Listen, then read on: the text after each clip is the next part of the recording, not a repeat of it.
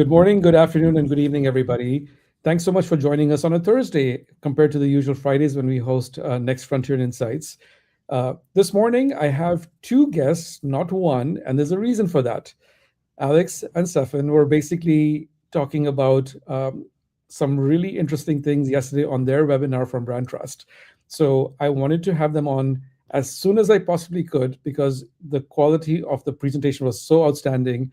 There's so much to talk about. So I really, really want to make sure we dive in and talk about anything and everything related to the topic that they had presented yesterday. So, but before we get into it, Alex, Stephen, welcome to the show.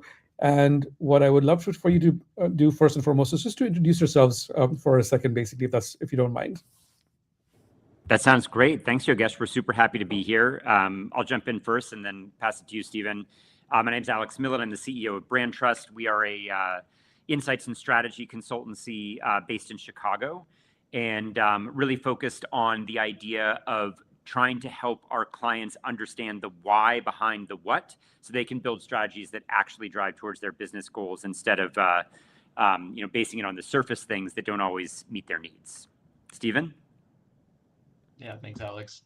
Yeah, I'm Stephen Lehman, Managing Director here at Brandtrust, working with clients on all kinds of different initiatives as they navigate through complex and changing marketplaces, and always trying to understand the human behind those decisions that are happening. So super happy to be talking with you, Yogesh, on this topic. Amazing, amazing. So thank you so much for being here. And, both of you being in Chicago, I can see the Wrigley, tower right behind you there, Alex. So that's always a great, side, But what I really, really am encouraged by, the work y'all did in the last couple of months around consumer shopping behavior, maybe not from a typical shopping behavior perspective, but from an AI perspective, right? So what I wanted to first do is to kind of have you tell us about what you all did. So I know this is not a technology story we're going to have right now. It's not even a tool story. It's actually a human story we're going to be getting into, right? So I know there are some things that you all applied in terms of doing your research. So just ground us again in terms of what you all did. Yep, absolutely. I'll turn it over to Stephen to go into some of the details. But I just want to dig into something you said there for just a second, Yogesh, which was that we actually started this as a question of what is going on with humans as they engage with AI to complete shopping tasks. And we thought there was going to be a more strong, I know that we're a little bit ahead of the game in terms of agentic commerce, that things are, that the ability to purchase products directly is just now getting embedded into things like ChatGPT. Although it's been several months now that retailers like Target and Amazon have had agents baked into their apps for their consumers. But what was really fascinating to us was that we did want to start from the human perspective, but it became very, very quickly a deep dive into how humans experience this completely new reality of AI, and that became the focus, and then shopping became sort of a more of a window into that world than the focus of the study. But Stephen, maybe you can talk a little bit more about just some of the nuts and bolts of the study we did.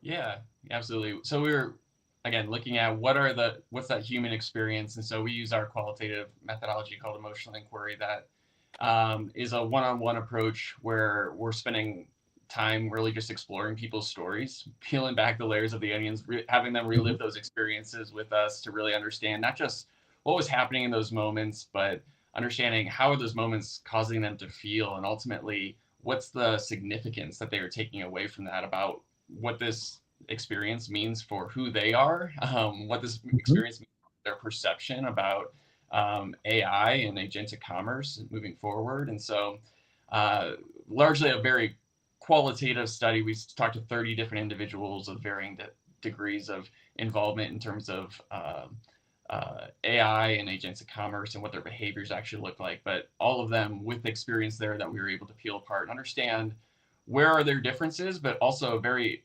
significantly, what are the emotional similarities that they hold that shape their perceptions moving forward, that gives us a broad swath of understanding across kind of that human experience.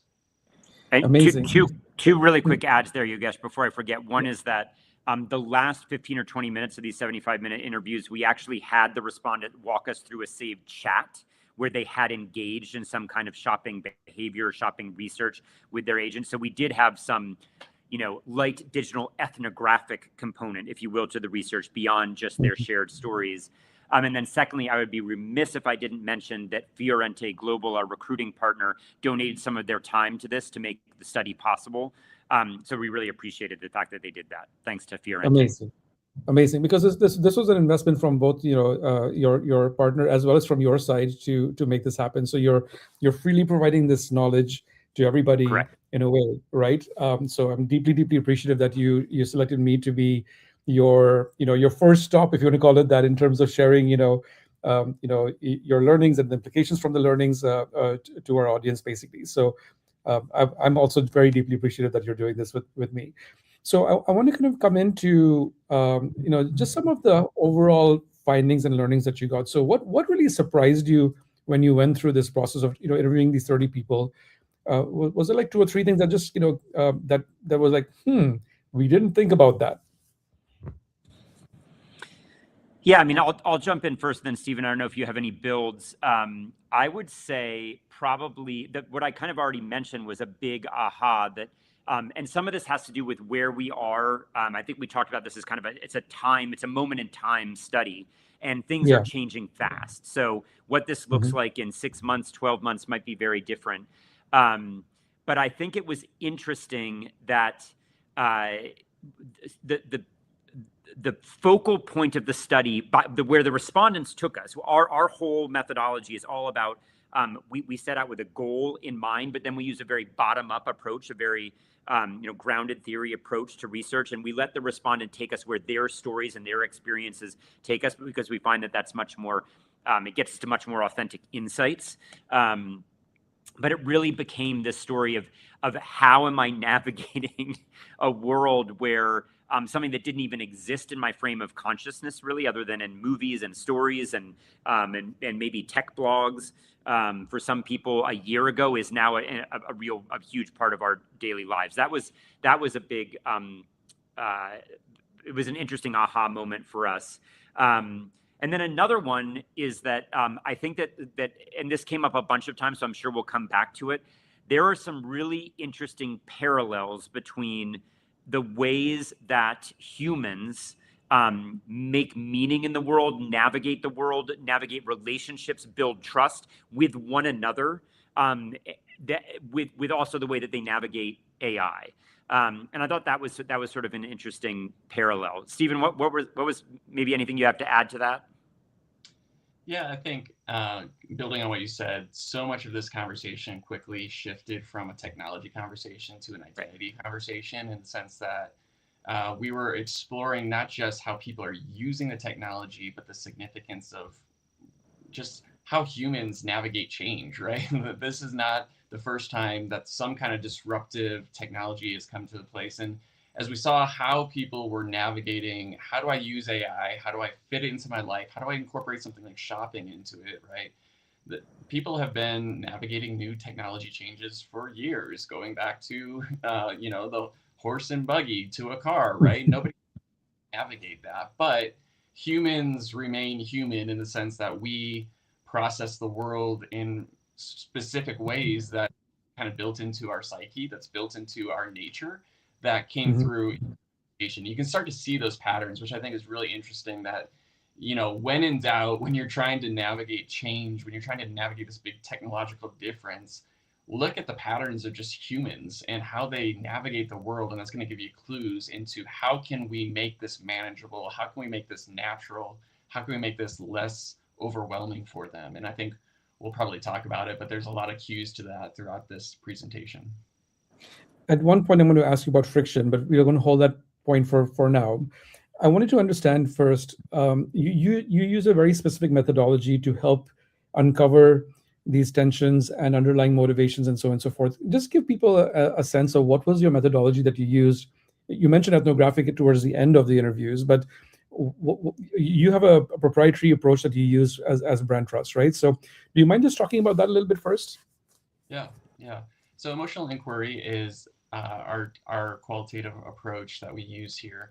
And again, in a one-on-one setting, what we are asking people to do is actually share with us their lived experiences. And so in a big way, even though there was the ethnographic screen sharing at the end, the whole thing is a ethnography in the sense that we're actually having people sit back, close their eyes, and actually bring up pictures of those memories that they have.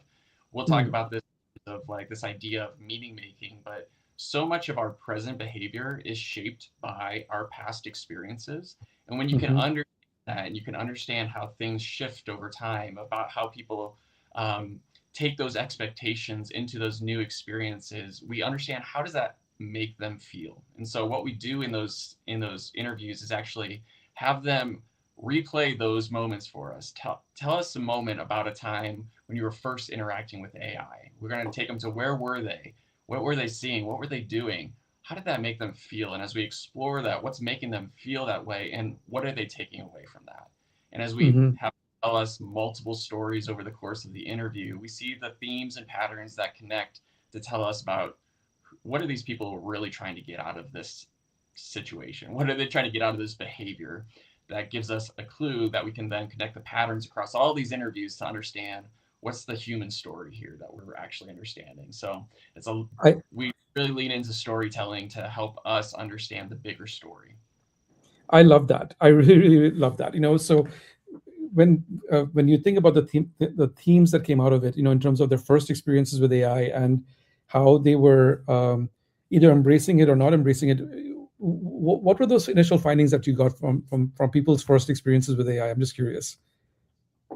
Yeah, it was interesting is that the first experiences with AI were before AI was like a thing for us, right? Because when you take people back to their mental models of AI, it's the Matrix, it's the Terminator, it is the Western cultural dystopian stories that we have always kind of told that create this mental model for us about, oh, eventually the machines are going to outsmart us. Eventually the machines are going to overwhelm us.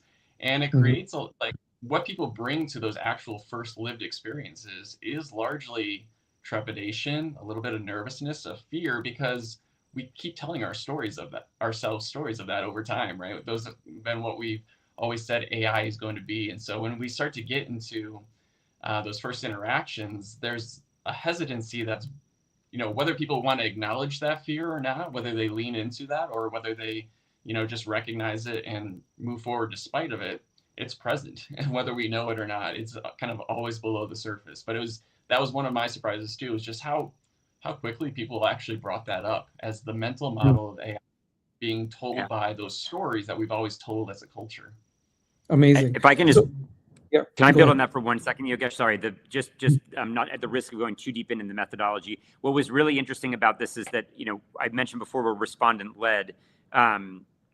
The prompt is something as simple as tell us about an early memory, a real moment that represents an early memory of AI for you. And these are people who later on in the study, later on in the discussion, the actual that same interview might say something like, "Oh yeah, I'm super excited about what this is making possible for me right now." But when you just leave them to their own devices and let their mind go back, which is revealing about what the sort of mental models are that they have that are underneath all of this, they would take us to these kind of dystopian places. So I just thought that was really fascinating that people who were still a little bit kind of like trepidatious users and people who were becoming power users, many of them had in common these kind of dystopian backgrounds of the mental models of AI. So was there an inflection point where they switched from that dystopian mental model that they had to saying, holy cow, this is really helping me, or holy cow, this is something that I really find useful, or whatever that, that situation is? Were you able to kind of like, identify that inflection point by any chance? Yeah, I'll jump in here, Stephen, at the risk of going too far towards the punchline, if you will. It's not one. There's not one moment, one tipping point for people, for humans. There's what it tends to be is a series of moments that build trust over time. It tends to be sort of It's about a combination of almost like exposure therapy, right? Because Yeah. there is this, even people who don't, it's so critical to, I can't underscore this enough, that because we got visualizations and memories from people about the Terminator when we asked them this question, does not mean that they hate AI at all. It just means that there is this undercurrent that they are battling in their non-conscious of what is at risk when it comes to AI. That's what that reveals. And so what we found is that people in general tended to through exposure and through repeated small risks that were met with actually satisfaction instead of bad outcomes, they build trust with the model over time. It might be something as simple as, I looked into it because I was trying to figure out, I was going to this unfamiliar city, or I had to do this unfamiliar task at work, and then, it did a pretty good job for me, and they build it up over time. There were exceptions to this rule. There were some people who told stories about being in a classroom setting and sort of having a bigger aha moment. But in general, and Stephen, tell me if you disagree with this at all, but in general, it was more about repeated exposure and repeated small, good trust building experiences over time that made them think, I can incorporate and integrate AI into my life. We were talking more about the shopping experience, so it tended to focus around that. Like it can be my shopping partner, and I can feel comfortable with that. It was built up over time through small experiences. Yeah, we talked about this as we use the phrase a subtraction mindset kind of early on, and this is important. It goes back to my comments around identities. That so much of how we process the world is always kind of through that lens of identity. Who am I? How do I show up? How do others see me? And we're always thinking about this thing that I am encountering. How is it affecting who I am now? But also, who's it going to affect who I am in the future? And so those early experiences that they have before they get into actually using AI, they're saying, what's this thing going to take away from me? If it increases, how am I decreasing? Well, what that's all based on is an idea. It's not actually based on a lived experience. And so what's interesting was once they get over that hurdle, and all these people we talk to do, right? They're human, they're curious, they want to understand, what is this thing? What can it actually do? And so as they step into it, that lived experience, as they interact, as they understand, it's not taking away, but actually it can be additive in some ways. That whole subtractive mindset shifts, and they start to make new meaning of not just, my perceptions of what this thing could be, but actually, as I walk away from that new experience with it, where I can see, the value it provides, or what it allowed me to do, who it allowed me to be, then I start to reframe my thinking about what could this mean for me moving forward, and who can I be myself? Who can I be? Because now I have this tool that can help me be a better version of myself, or that aspirational self that I always wanted to be. And so that lens of identity and the lived experience helps you to reframe the meaning that they attach to AI, which was really interesting. I love the fact that you brought up two things, identity and the subtraction mindset turning into an additive mindset. To me, that is the crux of adoption from an AI perspective at the end of the day, right? Because, we're talking about shopping right now and all that stuff, but even if you think about AI adoption in the workplace, right? I personally believe that, the reason why adoption isn't as fast as it should be with employees within companies is because people feel that their identity is being threatened. I do a certain kind of white collar work, and suddenly AI can do part of it or almost all of it. That threatens my identity, right? So in that case, it's all about subtraction, mindset basically. But to your point, the moment you start seeing the additive part of it, that's when everything starts shifting. And I just love that mental model that you just shared with us, because I think brands need to be thinking about that. Not just from a AI, integration into their value proposition, but also in terms of how they're influencing consumers to buy into that value proposition in the first place. Yeah, completely agree. So tell us a little bit about let's just now zoom into the shopping part of it, because you said that there were exercises that you did with them. You wanted to see what they were doing when it came to shopping and stuff like that. So share with us, what were the first 2 or 3 things that you saw in terms of insights, and then Let's just unpack that as we get into the conversation. Sure, Yeah. Stephen, you want to take the lead on that? I will, yeah. So what's interesting is I talked about kind of like as they start to step into using AI and what are those early things. And, we saw like probably we all resonate with our own early experiences with AI of like asking it a silly question or make me this image and whatnot, like little things that we're testing AI with to see what can it do. And shopping was actually showing up in those instances because it wasn't a far jump for people to go from digital shopping to shopping with AI because shopping lives on that digital platform. People are used to comparing. They're used to looking at reviews. They do most of their shopping online anyways, right? And so the environment, the context was not new to them, right? This was a native shopping context for them, which allowed them to then just port over some of those behaviors that maybe they're doing in Google or Amazon, and they port it over to AI, where they can start to see, oh, this thing can reduce a lot of legwork for me. This thing is building on maybe my ideas, and also the added benefit too is that I'm not being like bombarded with ads, or I'm not being bombarded with sponsored recommendations. And so there's a piece of like an unbiased nature to AI early on that allows it to earn some of that trust, I think, as they start to like port behavior Google to AI.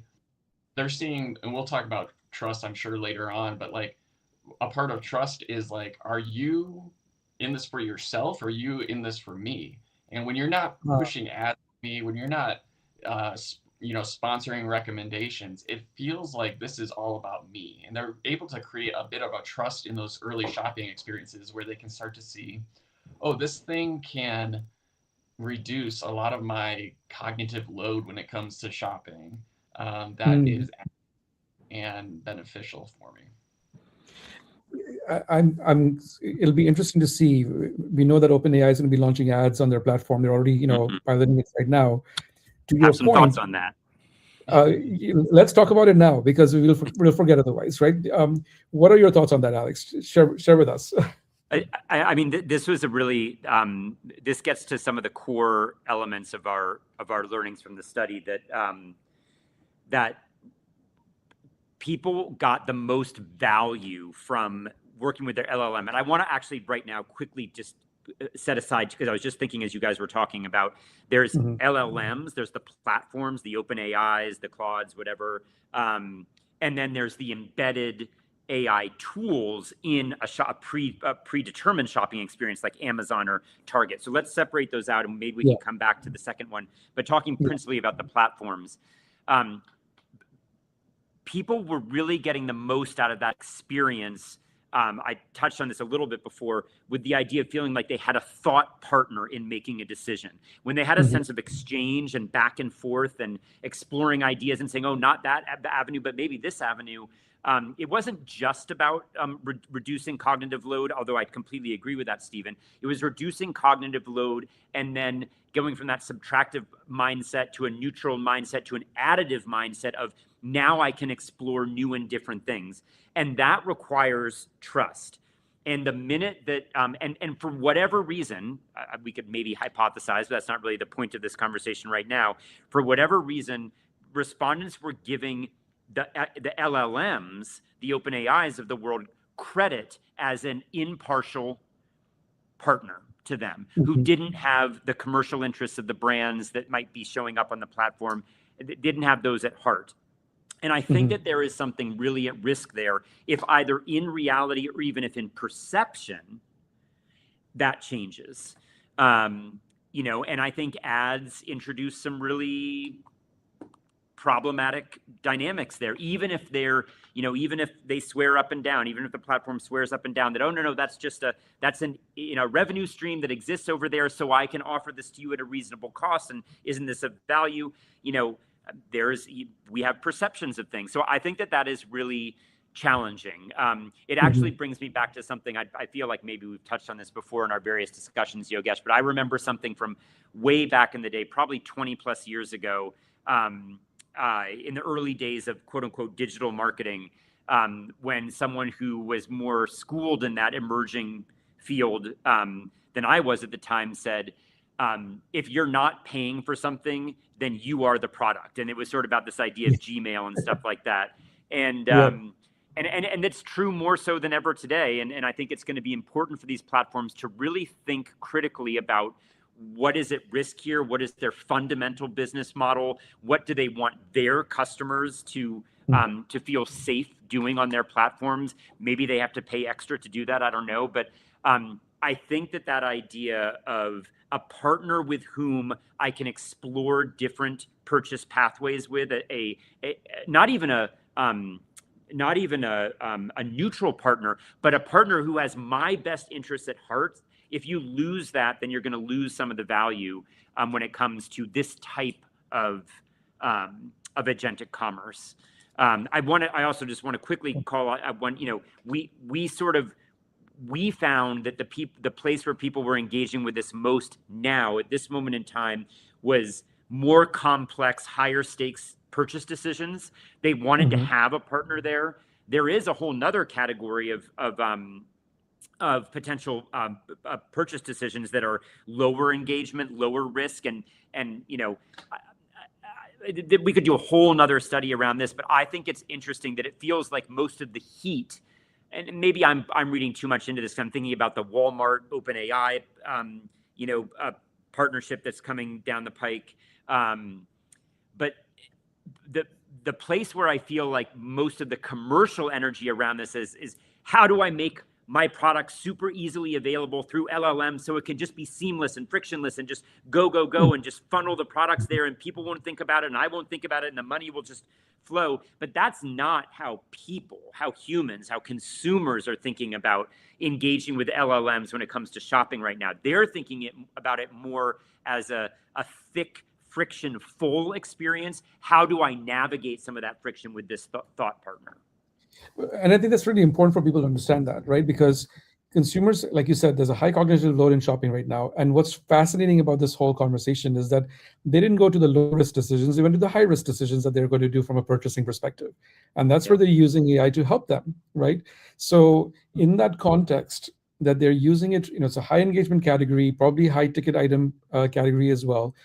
They're using the LLMs to help them decipher and figure out and frame what's the right decision that they have to go make. It's not as if the consumer's given up, decision rights just yet. They're still making the final call on what to buy. Yep. But to have that thinking partner be there to help them think through the process, I find this absolutely fascinating, because imagine this: we've gone from going with your boyfriend, girlfriend, husband, wife, shopping as the thought partner when you're making a high ticket purchase, is saying, I'll use AI. That's not substituting your partner per se, but you're just using it as a precursor to you and your partner doing something, basically, right? In a way.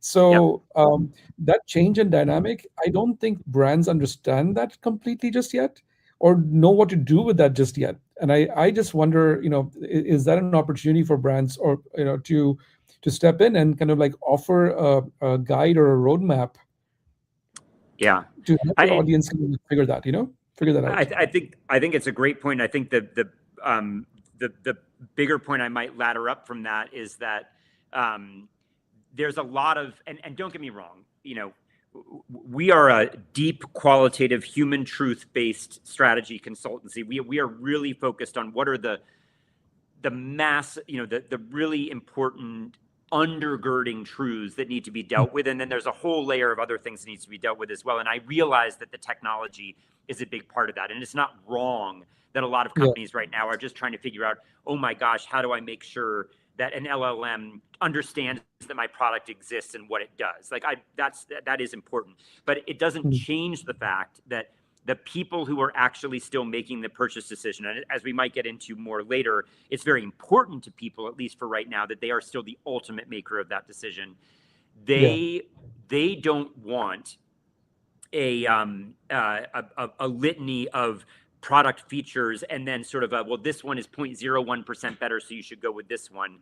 They want the assurance that you get from a thought partner that this is going to meet their needs from a functional standpoint, Mhm. and even non-consciously, as Stephen was alluding to before, from from an identity standpoint. And the more that the more that brands can feed to the LLM the right types of inputs, and then the LLM itself uh, can translate those inputs to an end user in a way that makes them feel kind of like seen and understood, and like the right holistic solution has been served up to them, not that they've been given a list of features and benefits.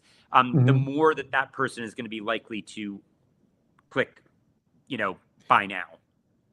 So I have two questions now. One question is that how brands talk about their features and benefits, 20% better, X feature, Y feature.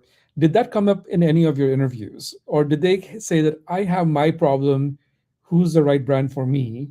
What was the conversation that they were sharing with you, that they were having with the LLM? I'm just curious to hear Yeah. if you picked up on that or not. I have a thought, Stephen. I'm curious if you, as you listen to more of the interviews than I did, I'm curious if you have a first thought. Yeah. In the relationship language that you both introduced there is interesting, because when they begin to interact with it more, as they begin to understand how is this thing going to help me, they almost talk to it in a way that almost resembles maybe how they might talk to a partner, right? Once they feel like that thing might actually see me, might actually understand me. But what they were saying was less about I need the most fuel efficient, so such and such a, on the road. Mhm. And they were talking about it first, and they might get there, right? That might come as a part of the filtering process as they use this thing Mhm. to narrow down. But what they're going in with first is, I need this, what is an option for what I need this thing to do for me. So Mhm. what's the best car for a family of 5 who's constantly on the go? They're looking for what are those things that meet those specific needs, and then let's filter it down based on maybe more of those functional attributes and rationalizations. I think that's where, Alex, you're kind of getting to with what's a brand feeding out there. It gets to kind of how are you framing your value proposition or your promise to the world. Mhm. The more you do that in the human language of the need that you're filling, the more you're maybe aligning with what are they actually asking for here. And so, yeah, obviously once you start to get into multiple options that maybe it's helped you to narrow down to, you might get into more of like which of these is the most, has the least sugar or whatever. But really, they were starting with what's the need that I need to fulfill here. And that's important, right? Because when you talked about cognitive load, that's where the cognitive load actually starts from, right? You're trying to decipher what the brands are saying, and each of them Yep. talk in a different way from a differentiation perspective and claims perspective, etc. As a consumer, you're trying to figure out what's right for me. And what I think AI is doing for them now, is that it's helping solve that part of the problem, to say that I don't need to do that translation anymore. AI can do that translation for me, Yeah. right? And put it in language that I can understand, so I don't have to do that thinking anymore, basically. Is that a good thing or a bad thing? I'm curious from what you heard from the interviews.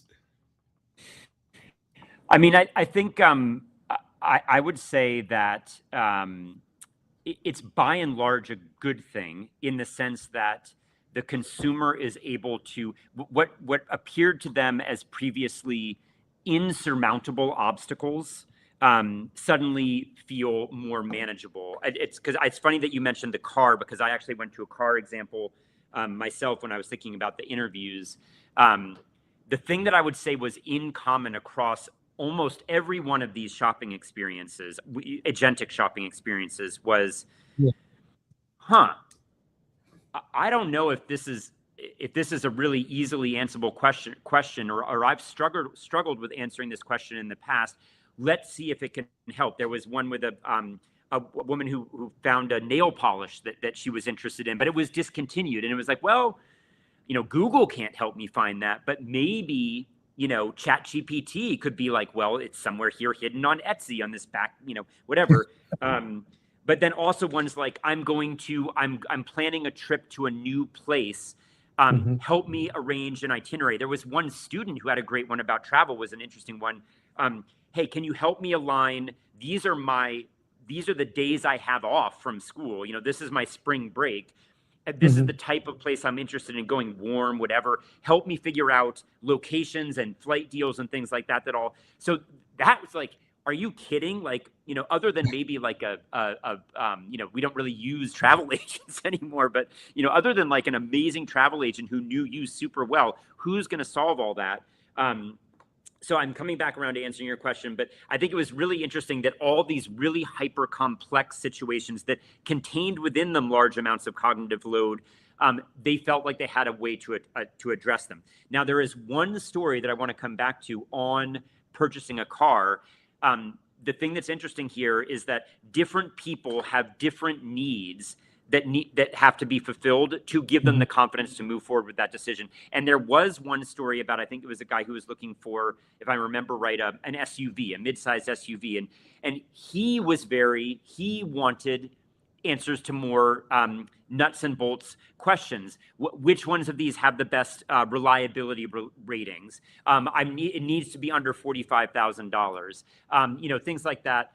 But yes, there was a question of a good family car and things like that. But the things that were going to lead him forward to confidence were, we're going to get to a place I hadn't really thought of before, so this will be interesting. But the things that he needed to get forward there were more like features and functions and consumer reports types outputs and things like that.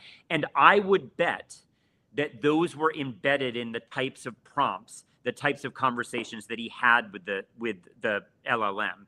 So I think a really interesting thing, this is the part I hadn't really thought of before, is the more that the LLM is able to understand what types of prompts it's getting, and therefore should I be feeding in more of the marketing language from this brand or more of the nuts and bolts features and benefits from this brand to help the end user move forward in their decision-making process. And then by extension, the more that the brand can make sure that it's feeding a variety of different inputs into the LLM and helping the LLM potentially understand when which kinds are most useful when, could be really interesting. But that's the big similarity I saw, was big intractable challenges. Can you help me with that? And then different users needed different bits and pieces of information to move them forward in that process.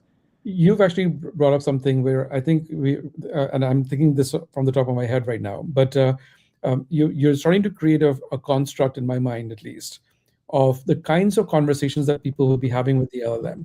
There'll be those who are looking for proof points. There'll be those who are looking for recommendations, third-party recommendations, or endorsements. There may be people who are looking for problem-solving, a particular use case, but they need different perspectives to help them think through that particular use case. For me, those are very different ways in terms of the interaction between the LLM and the individual. And for the LLM then to decide what brands to recommend as a consequence of that becomes really, really fascinating, because they have to rely, the LLM has to rely on what's the information that the brand is actually offering up. If they're just talking about 30% better, are they missing an opportunity as a consequence of being recommended? So I think it's going to force brands to start thinking differently about how they share content. And it's not just going to be about features and benefits anymore and claims per se. It has to be completely rethought in terms of how you show up as a brand, basically. Yeah, that's fascinating. And I just wanted to call out that that's one of the reasons we were super excited to come on your podcast, Yogesh, because Brandtrust goes on our clients, we go through a journey that starts at these very deep human truths. And then we go through a series of workshops and things with that very structured, intentional, to get down to what are the nuts and bolts implications for them. And we don't always have the ability to do that when we do something like this, an original inquiry. And we can sometimes get stuck in here's all the big abstract meaning that we got from this study. And it's harder. We don't really have a thought partner to work down into the specific implications. And so I love this conversation with you because you're so deeply steeped in the technologies and the applications of them. And this is the first time I've probably come up with a really immediately tangible potential recommendation out of this, is that it's really going to be critical for brands. The more that you can pre-think the different use cases, how might a consumer, a human, want to engage with this LLM? what types of outputs would be helpful in that moment, and then make sure that those are readily available as inputs to the LLM from your brand is actually that is an important thing to think about. Is if I'm working back from the end experience, the end user, the human wants to have, how can I make sure that I'm presenting a wide range of inputs that would that would fulfill a wide range of jobs to be done, and am I making them easily accessible for the LLM? I completely agree. And I had a conversation with somebody last week, and I can't mention the name of the company, of course, but um, what the individual told me is that if you think about how much of a refrain is happening right now, based on what you just said, this can actually be an existential threat for companies that have a high purchase price, ticket items. If they don't start getting on board with this, it's an existential threat to their business, right? I think about, I'll pick on one which I know, and I don't know what I'm talking about, is hearing aids, right? That can cost anywhere between $3,000 to $10,000, depending on where you're buying it from, right?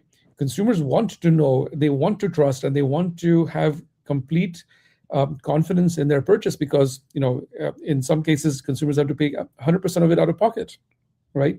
And Yep. the single biggest barrier and friction point there is stigma in that case, right?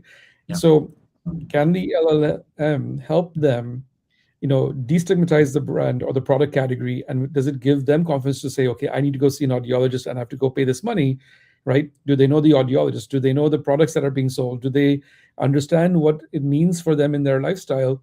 And does it help them overcome, their self-stigma of the fact that, okay, I look old or I look disabled if I'm wearing a hearing aid? Does it help them solve those things? If it does, that's a big win for the hearing aids industry in that scenario. But if it's not, and it's actually adding friction, that can slow down the growth rate for the entire industry as a consequence of it. And that's what I mean by existential threat in that sense, right? So I think this is one of those pivotal points where companies have to really start getting on board because the infrastructure is there, right? Walmart's building it, Target's building it, Amazon's got it, Google's building it up from an end-to-end perspective. So the retail infrastructure is being put in place. Consumers are talking about it the way you're describing it. Where are the brands? What are they doing? Right. Yeah. So they're kind of late to the party right now, as far as I can see right now, from that perspective. I have one more question that I wanted to ask you. I asked you about one thing, but the other thing is, are consumers ready to delegate decision making to the LLM to make a purchase or not yet? Yeah, I think that's where, as we looked at the research, right, there was like the safe playground that shopping is, but like there's this other notion that we kept coming across within this of there are if shopping is this safe playground, what makes it safe is the boundaries that they actually put up around this playground for themselves. Yeah. And one of them is the maintenance of autonomy over this shopping decision, because so much of shopping is identity work, right? Of what you buy says something about you. It's an artifact, what you want to be in the world, right? And so what I wear says something about me. It's intentional. And what I drink says something about me. And also to this conversation you both were just having there, like the way I shop also says something about me. It shows what I value and what I believe. And so where they kept coming up to that's gone too far is this thing buys it for me. They still wanted to maintain autonomy over the shopping decisions so that they could feel like this thing that I'm buying, even if it's a small grocery item that I feed to my kids, which says something about me and what kind of a parent I am, or the car that I drive, all of those things, I need to have autonomy over that choice because it's still a bit of who I am, right? It's representative of me in a lot of different ways. And so as we would play out suggestions, right, it's not a reality so far that there's many things that they can actually give that over to the LLM point they can purchase. And so there's a little bit of like a speculation there in terms of research, but that's where they projected of, no, I have to hold on to that piece of the shopping thing. And that's where the language of partnership and relationship and exchange that we're talking about is so critical, is that where they landed is that I want this thing to help me make the best decision for me. Like I need to feel like it's helped move me along. Even if it did all the work and I just gave it one prompt and it gave me, narrowed it down, I need to make sure that I am the one who pulled the trigger. I am the one who actually made that purchase. So I think that's a time and place study again. Someday, will they be willing to do that? Right. Maybe. Once they build that trust, once they build a relationship, once they understand what this thing can do for me and how I can use it to create a better, projective identity for myself, they might be willing to, but that's not where they are. We're still early in relationship developing, of defining the relationship of what are you to me and how should I use you in a lot of different ways. But I think one of the things that we talked about yesterday on the webinar, but also like an example of what that could be was, Amazon is able to open up your garage and put your stuff inside the garage and close the garage. And it didn't start like that. It didn't start with that kind of a trusted relationship. Years of understanding how this thing can help me and building trust in that brand allowed it to get to that.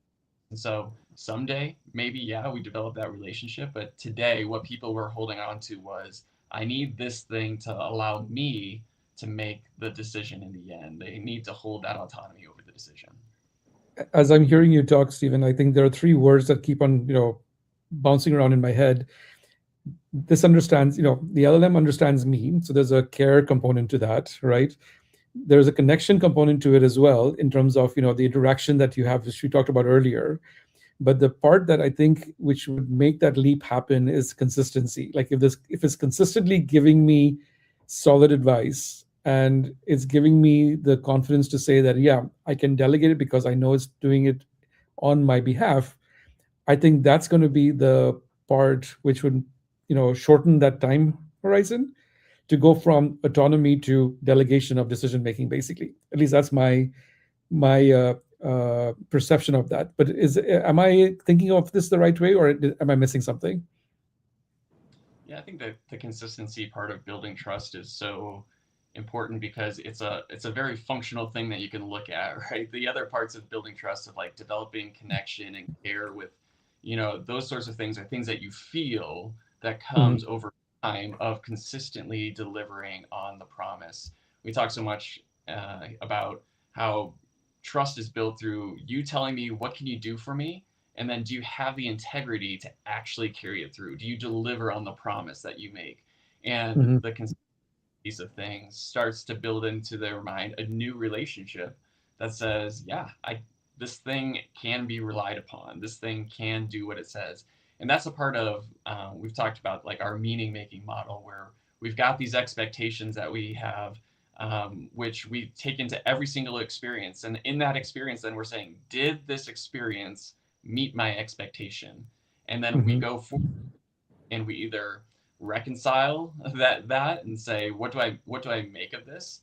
Or we Mm-hmm. revise our expectation moving forward of, oh, I can now, I feel like given all the times it's delivered, I can now trust it to do this, right? We change our frame, we change our expectation for that next experience. And that's what consistency does. Every single time it delivers, it reinforces, it delivers, it delivers, it delivers. I can trust it. And so I think, yeah, that consistency piece really delivers on that functional, which gives you that emotional feeling that builds the trust. So we've talked a lot, right? So that for those of you who haven't watched the webinar, I definitely encourage you to watch the webinar from yesterday. Stephen and Alex did a brilliant job yesterday walking people through all the findings, and today's conversation to me is even more enlightening because we've unpacked some of those underlying tensions, if you want to call it that. So I want to transition a little bit into, for the insights people who are watching this podcast today, what counsel would you give them in terms of, hey, for your brand, these are the two or three things that you want to be leading the thinking within your organization around, so that you can start having your stakeholders internally think about how to start building the brand's positioning in an agentic commerce world. Basically, are there a couple of things that comes to mind from your perspective in terms of foundational work, or dare I say even tactical work that you would recommend? Yeah, I'll start. Stephen, you might have something to add. It actually ties back to what we were talking about before, is sort of the new idea of how do you think about the jobs to be done that the end user has if they're going to be engaging an LLM to evaluate a shopping opportunity with your brand. How do you get ahead of that and make sure that you've not just made the information available to the LLM that could address those jobs to be done for the end user, but done whatever can be done. I'm not a technologist. I don't know how to impact the algorithm, but done whatever can be done to make those inputs available so that they're likely to be used in the right way by the LLM. And I think I might boil that down to insights plays a key role. It's almost, I don't want to oversimplify this, but it's almost like, the age-old brand building approach is more relevant than ever. It's critically important that you have a clarity of promise so that the LLM can access that it's not getting the wrong message. You have a very clear and singular message. And so it can accurately represent that to the end user, and then it can grab the right kind of support points to help them along their decision-making path. And what gives what have companies used for ages to figure out what those inputs are? Insights.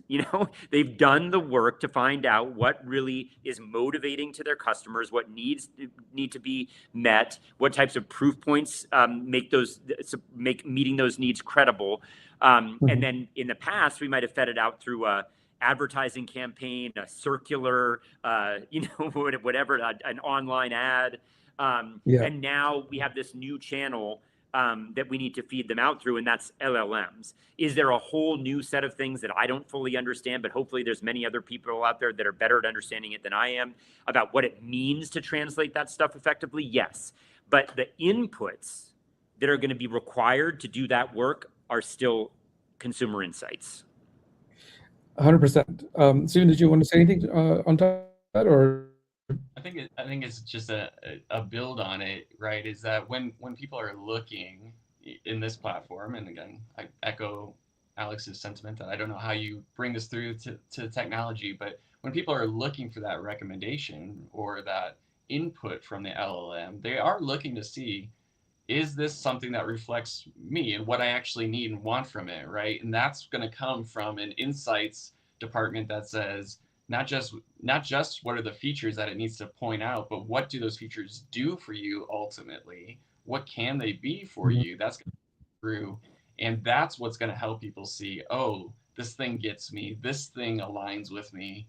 I can make that decision along with the LLM on what's best for me. And so I think, continuing, that Alex, you said like the old systems of like brand building is true. The old systems of like research is true too. Like we cannot leave behind the emotional piece of this as well, the psychological piece of the human of what this does for me. I can't just be allowing the LLM to just give me those features, right? It needs to combine those so the human can see themselves in it. Because ultimately that's still how they're making decision making. So at the end of the day, that was kind of like my big takeaway from the study. It was like humans are still humans. Business challenges are still human challenges in that same way. And so understanding that we're going to need to communicate it maybe a little bit differently, or the technology is going to need to recognize and convey it a little bit differently. But that's still what people are looking for when they're making those shopping decisions. 100%. And I think the big difference now with LLMs being involved is these are algorithms, and algorithms work very logically, right? And very literally as well. So if the algorithm is not able to literally pick up the intent, not even the intent, the specificity of what your brand is about, it's not going to do a good job of trying to measure intent or figure out intent. We're good at doing that as humans, but the algorithm, may or may not be as good on that front. And I'm not saying it's not good. I'm just saying that, there's room there for improvement on these algorithms. So in that scenario, how do you basically make sure as a brand that you are making it almost machine legible? Yep. Right. so that it picks up exactly what your brand stands for, so, and then connect that what your brand stands for with the conversations that the LLM is actually having with the consumer, and can it marry the two things together or not? Because if, for example, you're vague on the brand side, and if it creates a from an algorithm perspective, it's doing some sort of scoring system at the end of the day across multiple brands within that category, will it penalize you if you're not clear? And if it penalizes you, that means your brand doesn't show up in the conversation that the consumer is having with the LLM, right? In its simplest True. form, that's what's happening, right? So for a brand to get specific and to get clear about what they stand for, it's not just on the brand team and the IT team. There's an insights component in here too, in terms of knowing what you should be putting up in the first place, right? That's coming from their customers at the end of the day, whether it's B2C or B2B, doesn't matter. It applies to all of them, right? Yeah. So that shift is where brands need to really start kind of like getting their heads, wrapped around these kinds of questions, because um, they have to move quickly. And quite frankly, what I'm seeing right now in my conversations with companies is that a lot of the small and medium-sized companies are the ones who are jumping on this train and this Mm. bandwagon sooner rather than later, because they recognize if they go into a Walmart or they go into a Target, they're not going to get the shelf space as a big manufacturer would, right? But this is Yep. helping them with the playing field in a Yeah. way. It feels like a little bit of going back to the thing you said about hearing aids. It feels a little bit like some parallels to the rise of the DTC brands, the direct to consumer brands. That Mhm. this it's funny because we've introduced a new intermediator, which is AI, but in a Yeah. weird way, it's disintermediating and demystifying some of these categories. I think what you said, that the example that you said about hearing aids is actually instructive in two ways about where AI is going. One is that it does break down silos and hidden things, and it shines a light on things like, oh, why am I paying more for that when that's exactly the same? And you might not have thought of that. And it makes that real, but it has that risk that you pointed out, which is that it might not realize the emotional and psychological contours of a decision. Like, well, great, that's a cheaper hearing aid. In fact, it's maybe 10 cents on the dollar hearing aid, but it's going to be big and obvious, and I'm going to feel like an old man, Yeah, So I think exactly. both the pros and cons of that Mhm. of that is really interesting. Absolutely. And I think this is where brands have to really get intentional in terms of understanding what those contours are, right? If Yeah. they want to drive category growth, they want to drive brand growth and all that kind of stuff, right? So I think work has to be done by brands, and not only in terms of saying, okay, how do I show up in the algorithm, but also what do I stand for as a consequence of that, right? Mm-hmm. And what does that mean from a differentiation perspective and distinctiveness perspective? All the typical brand building conversations that we've had traditionally, those conversations aren't going away. In fact, they're Yep. becoming even more important now in the context of this new intermediary, if you want to call it that, basically, right? So we're almost at time. I don't know if you realize it, but we're almost at time. So Wow. I have a question for you guys. That went I'm going to ask. fast. It went really fast, right? I have a question for both of you. So looking forward, what gets you most optimistic about this shift? So Stephen, I'm going to start with you first. What makes you optimistic about what you've learned and seen from the research you did? Yeah, good question. I think, and maybe I go back to what I just said in my last comment too. I think like agentic commerce, I don't think is like going to work just because the AI is going to get smarter, but I think it's just because like humans are going to stay human. They're going to figure out how to make this thing work within existing like behavioral guardrails, but also like their Mhm. psychological guardrails as well of like how do I fit this thing into my life such that I can feel good about the decisions that I'm making, such that it can make me a better, better shopper, a better whatever this thing is going to enable me to do. And so, I think it's interesting that you know, we saw the guardrails that they were putting up for us, the boundaries that they were putting up for us so quickly before this thing was like even a reality, right? That they could shop with it, but they're Yeah. recognizing that, you know what, I don't want it to do everything. I want to make the decision. Um, People are aware. They're in the same way that we know how to trust somebody. When we feel that, when we start to understand what can we trust, if we don't trust, we just naturally pull away. And I think that's where like humans are going to do that too when it comes to interacting with AI and agentic commerce. Like where they don't feel the trust, they'll pull away, but they're going to make this work within their own existing kind of guardrails of how do I operate. And so I think that just like the idea that this is not necessarily a new thing if we look at it from the realm of people navigating complex environments. People have been doing that for years. No, this is our reality. This is our complex environment right now. We figure out how to move through that and use it to our advantage, use it to move society forward. And so that's what keeps me optimistic about all that. Amazing. Alex, how about you? Yeah, I would say, I think I'm saying something very similar in different words to what Steven said. I think the thing that made me most excited about this, and interesting, there's a parallel in the insights industry, was that the people who were having a positive experience with this, who in general will tend to be the people who carry this forward, and those positive experiences will continue to shape the development of the category, the AI LLM category, was that they were having an additive experience. They were people who said, AI, my LLM partner, helps make me more human.